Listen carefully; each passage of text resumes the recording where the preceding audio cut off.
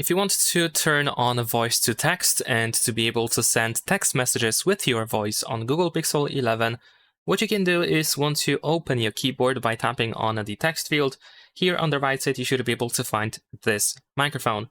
So if you do have it in here, you can just tap on that, and then you can tap on Get Started, and whatever you say out loud, it should be converted into the text over here.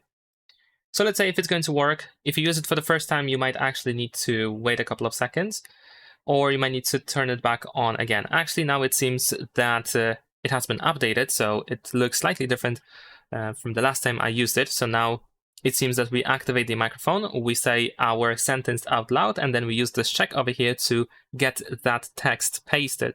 So it looks slightly different, but of course, the feature gives us pretty much the same result.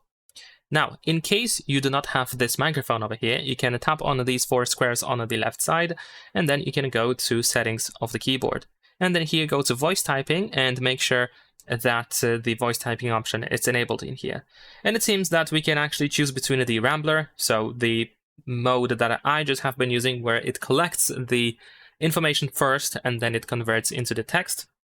And you can also switch that to the standard option, which, well, is just the default voice typing that listens and converts in real time.